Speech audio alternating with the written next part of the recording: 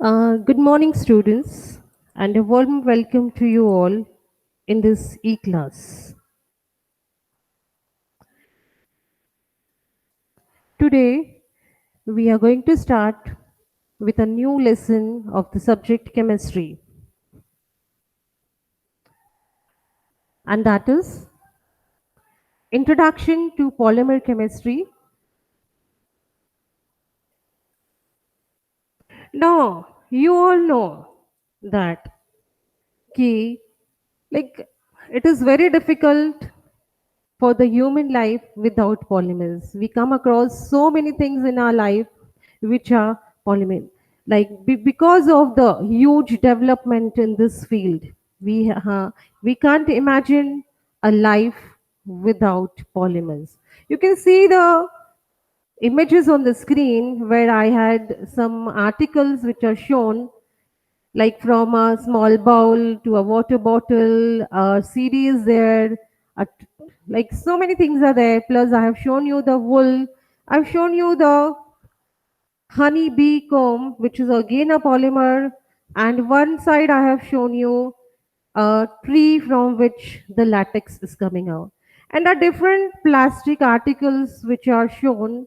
Can you think of a life without polymers? And if the answer is no, okay.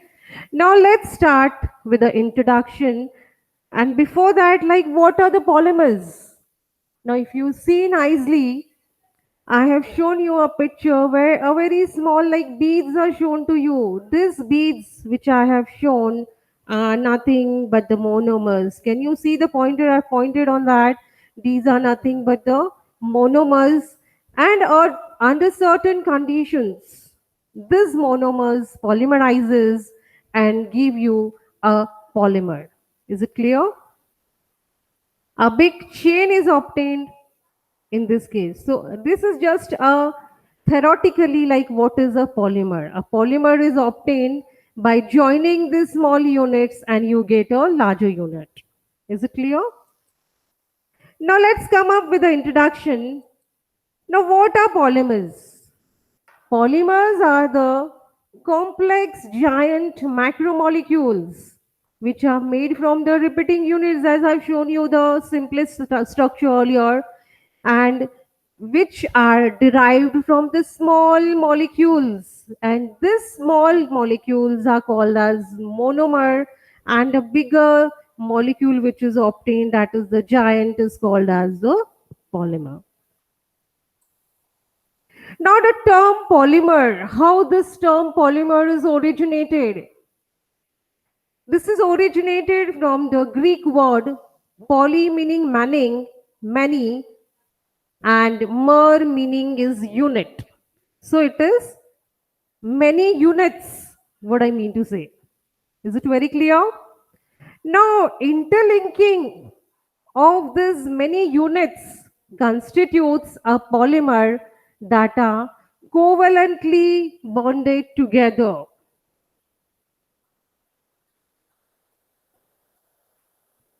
These polymers are usually a high molecular mass macromolecules which are having 10 raised to 3 to 10 raised to 7 units which are joined together. These polymers can be naturally occurring like polysaccharides, proteins, which we'll be studying in our earlier lesson, that is biomolecules. Now, these are naturally occurring organic polymers, but they are also called as biopolymers, which we'll be studying in our previous lesson, that is biomolecules. Now, they can also be synthesized in the lab, so they are called as synthetic polymers. In this chapter, we are going to study man-made organic polymers. Now, due to COVID's pandemic, 25% of the syllabus of all the subjects is reduced. So I just want to make the things very clear over here. Since 25% of the syllabus is reduced, and in this case, like classification of polymers is deleted from your syllabus. So I'll be dealing with some of the important polymers, and if at all you are interested in learning classification, do contact me on my WhatsApp group and let me know that you are interested, because that part is related from our syllabus. So well, in this chapter I'll be covering some important polymers only. So in this category, I would like to talk about rubber. No, actually, rubber is nothing but an elastomers which are popularly known as rubbers, which you have to remember. Now, what exactly you mean to by rubbers? I think in our day-to-day life, we come across so many things. I've given you the examples. Just check the screen. Now you can see balloons, which the kids used. These are elastic. You can see they are having an elastic tendency, so they are elastomers. Similarly, the shoe soles. And nowadays, what you use the surgical gloves, these are all elastomer. They come under the category of elastomers. Elastomers are all elastic in nature, and because of that, like because of the elasticity, popularly they are known as rubbers, I mean to say. Now, under this category, I would like to talk about natural rubbers. Now, what is a natural rubber? Natural rubber is obtained from a isoprene unit, the monomer, like which is used over here, is an isom. It is a monomer of isoprene unit. What is isoprene unit? The IUPAC name I have given you over here. Now, before we go for the IUPAC name, you just see that I have drawn a structure over here. Now, if you give the IUPAC name to this structure, the two double bonds are there, so it is butadiene. Here, the ending "-ne" of an alkane is replaced by di. Since two double bonds are there, so I'm writing diene. And I have written the positions of the double bond. See, this is the carbon number 1 to which a double bond is attached. And this is the carbon number like 3 to which a double bond is attached. So I'll write the name. This is 1, 2, 3, 4. It is butane. So, but I've removed any and I have written butadiene. Why have I specified di? Because two double bonds are there and they are present at 1 and 3rd position. So I've written 1, 3, and a methyl group over here has to be specified, which is present on the second carbon. So locant number is 2. So I've written 2 methyl 1, 3 butadiene. Is it clear? Now see the structure which I have on the screen. I have an image actuators like where a short cut is made on the bark of this tree. Now which tree is this? This is Hevia brasilensis tree. Like a cut is made on the bark and then the latex is allowed to stream in the pot. So this is how the latex is collected. Is it clear? Which we are going to see here. Now, in the market, in the 19th century, like this rubber came into the market and it was entirely obtained from the wild Hevia brasilensis trees, which I've already told you. They grow on the banks of Amazon River, and plus its tributaries are mostly found in South America.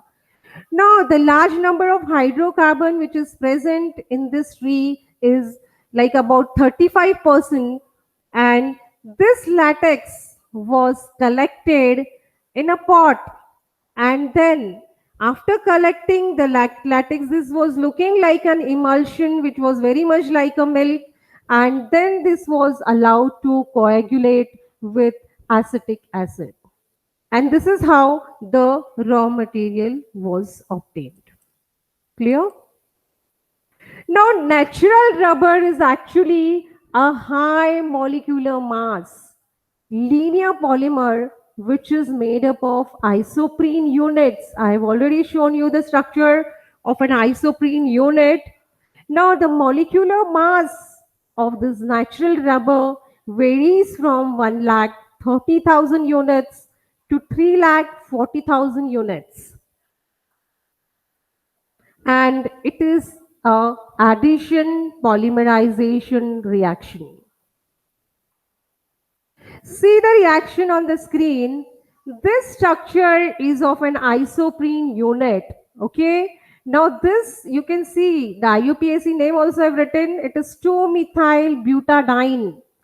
Now this 2-methyl butadiene with n molecules of 2-methyl butadiene, that actually it should be uh, 1 3 1,3 butadiene. It is 2-methyl 1,3 butadiene, or better you can write isoprene unit. N molecules of isoprene unit under certain conditions give you polymerizes to give you a natural rubber, or it is also called as polyisoprene.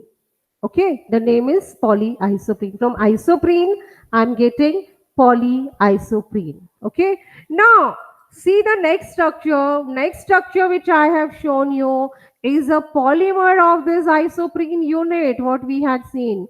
Now I just want to make it very clear that this double bond in the first, see the first reaction, and this first and third double bond are broken, and these all the carbons are getting one unpaired electron. Now these two carbons forms, since both are having one unpaired electron, both are forming a bond, so a double bond is created between this carbon number 2 and 3. See on the screen which I have. Okay, and now the other two carbon, that is first and the last, are going to form a bond with the another molecule of an isoprene unit in the same way. So this is how a chain is developed. You can see the structure like this. CH2 forms a bond by taking its unpaired electron with the another molecule, and you have a joining over here. Similarly, this molecule forms a bond with the another isoprene unit, and then this is how the chain growth is taking place. Now, I just want to make one thing clear over here. In this, we always have a cis polyisoprene formed, but it is called as cis polyisoprene unit is formed. Now you can see, since both the CH2, why it is called as cis? Since both these CH2 groups are present on the same side of the double, this is your double bond, and this CH2 units are present on the same side. If I consider this molecule, these two CH2 are on the same side, so I call it as a cis polyisoprene molecule. Okay, so this is a polymer. So I get a cis polymers over here. Now, what are the properties of natural rubber? Now, polyisoprene molecule has cis configuration, which I have already told you, because both the CH2 groups are present on the same side. It consists of various chains which are held together by weak van der Waals forces. Now, in this case, you have to remember that these have a helical coiled structure. Now, because of this coiled structure, like if I press, it gets pressed, and if I like I stretch it, if I can stretch it like a spring, it has an elastic property, and if I release the force, it again comes back to its original position. So you can say that naturally it has a elastic property. Now, in that this, like I want to talk about vulcanization of rubber. Now, what do you mean by vulcanization of rubber? Now, let's see that. What is vulcanization? To improve the physical properties of natural rubber, vulcanization. Since I want to improve the physical properties, Charles Goodyear in 1839, an American inventor, invented vulcanization. Okay. Now, what is this process? The process by which a network of crosslinks are introduced in an elastomer. is called as vulcanization. Like I want to introduce the crosslinks. Now, how are this crosslink introduced in the rubber, natural rubber? Now, effect of vulcanization enhances the properties like tensile strength, stiffness, elasticity, toughness. So when I introduce vulcanization in the rubber, these are the four things which are like I can enhance these properties like tensile strength, stiffness, elasticity, and toughness. Okay. Now sulfur vulcanization is frequently used, so, but what is this? How exactly this is taking place? Let's see. Actually, the sulfur forms a crosslinks between polyisoprene unit. Now, as I have already told you, कि natural rubber when it is formed, it consists of a helical coiled polyisoprene chains. Now, this polyisoprene chains are cross-linked to increase the or to improve the properties of natural rubber. Now, see, I'm sharing with you an image over here. You can see the image I'm sharing with you over here is actually I have shown you only a single polymer. I've only shown you a single polymer, but and I've written N. So it is a polymer, but I have two, three helical structures which are present over here, and this helical structures are we have shown you three actually. See, this is I've shown you here one. Let's take three.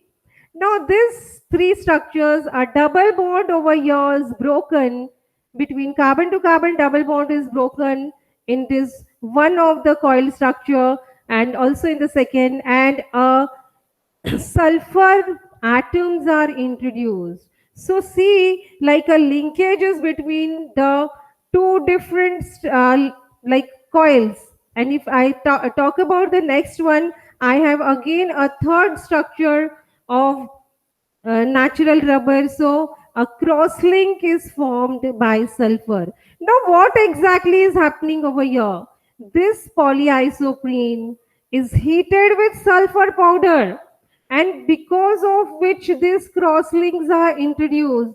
And I've already told you that why we are improving actually the quality, or we are improving the physical properties of the rubber. Is it clear?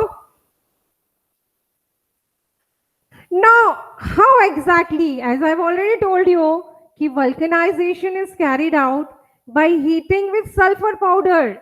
But just don't have to heat with the sulfur powder, but in presence of an accelerator. Here we are using the accelerators like ZBX. Now, what is ZBX? It is zinc butyl xanthate. Now, when it is heated at about 150 degrees centigrade,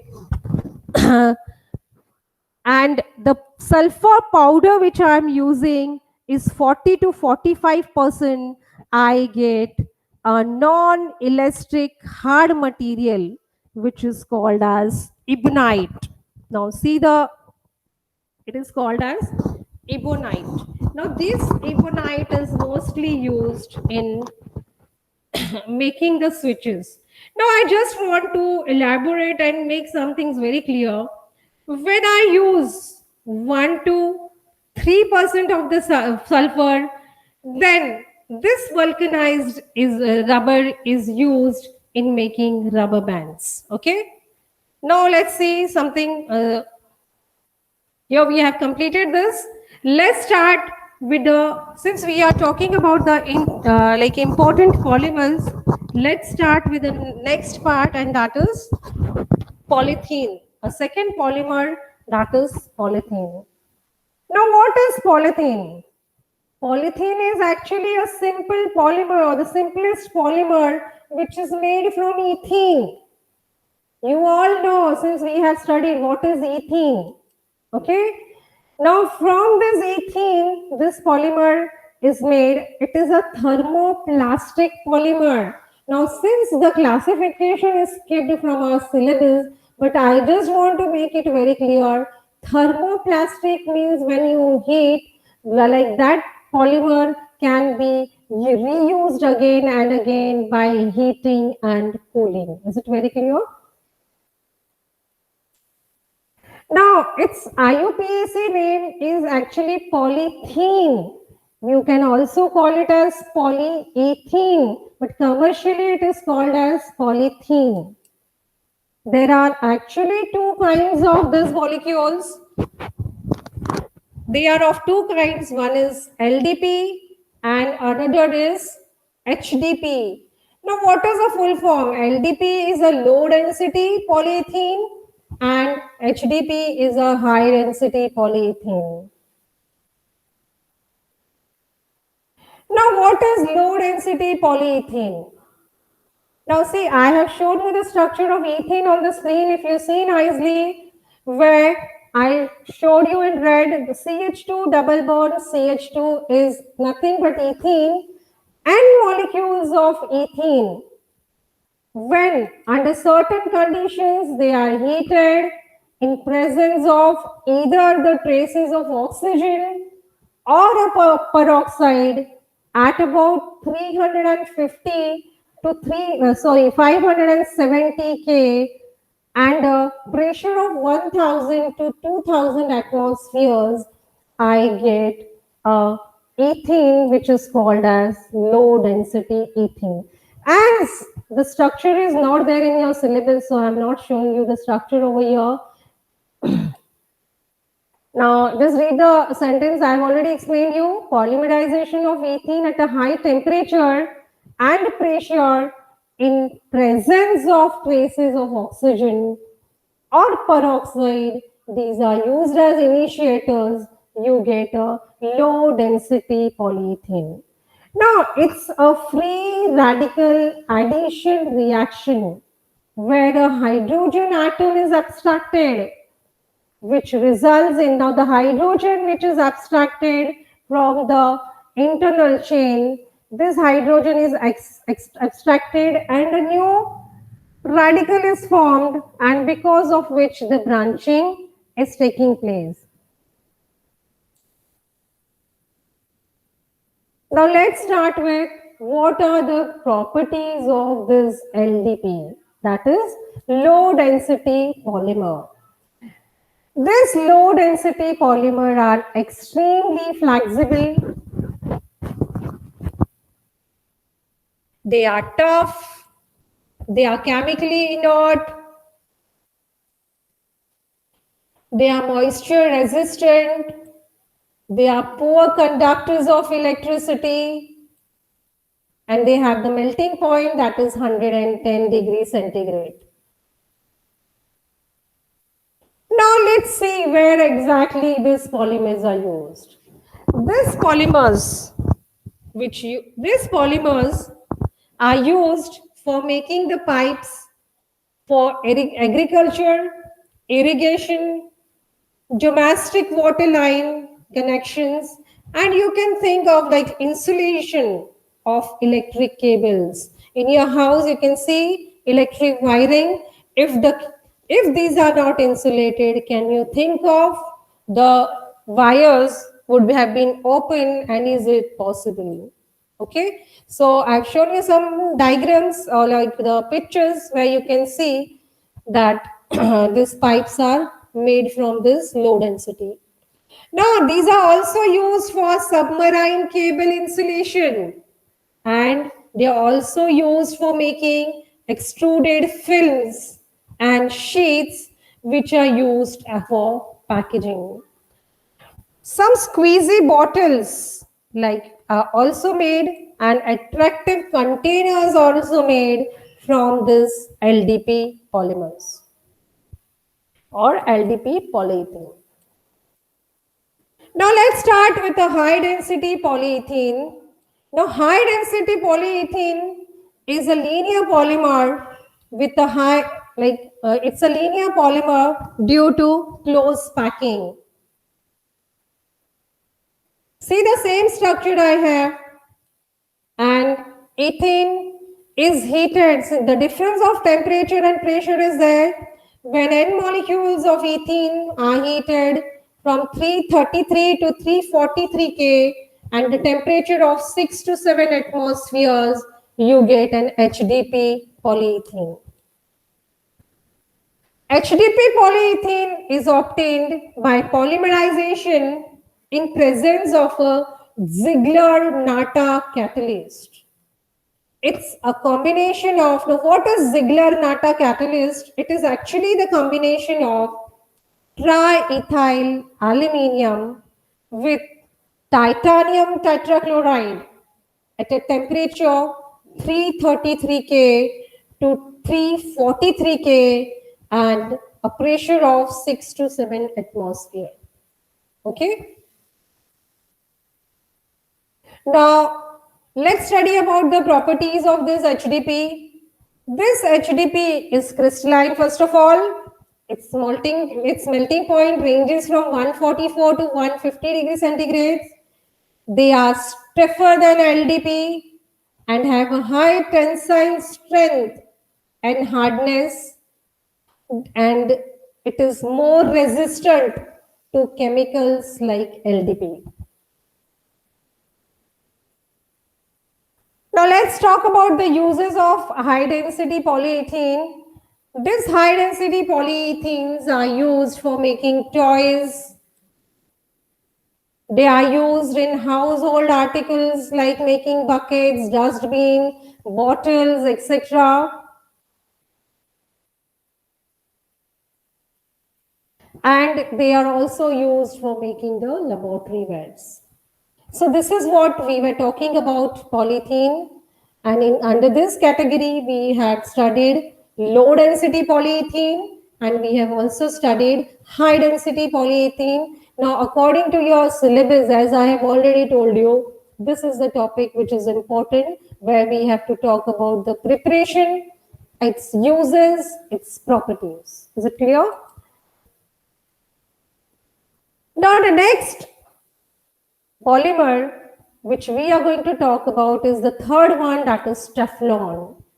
Now what is Teflon? I think you would have come across so many times in your house. You would have heard about the Teflon. Not Teflon actually is a polytetrafluoroethylene. See the name on the screen. It is a polytetrafluoroethylene. This is the name of the Teflon. It is made from the monomer that is tetrafluoroethylene. Okay. Now see the structure of tetrafluoroethylene.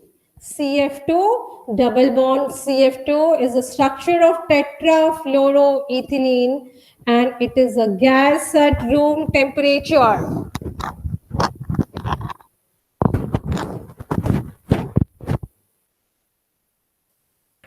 Tetrafluoroethylene is polymerized using free radical initiators. Here the initiators what we use are the hydrogen peroxide and ammonium persulfate at a high pressure.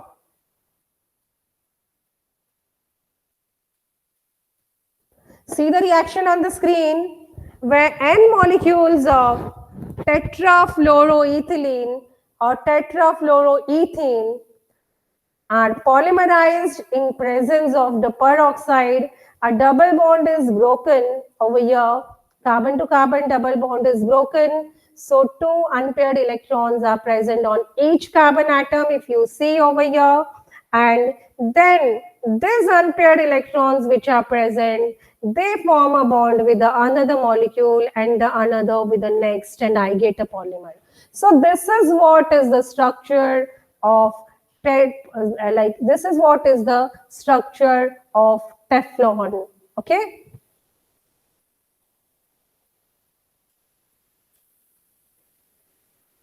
Now, what are the properties of Teflon? Why Teflon is used? Teflon is tough, chemically inert, and resistant to heat and attack by corrosive reagents. The CF bond in Teflon is very difficult to break and remains unaffected by corrosive alkalis and organic solvents. Now let's talk about the uses of Teflon. Teflon is used in making non-stick cookware, oil seals, gaskets, etc. Now see, I have shown you a structure where you can see, like in your house, we use so many articles where the Teflon coating is there, so that like they are inert, and you know that they are inert since we want to make it like a non-oily food product. So a non-stick cookware are used. Is it clear? So today we'll be stopping over here only, and we'll be continuing in the next lecture tomorrow. Is it clear?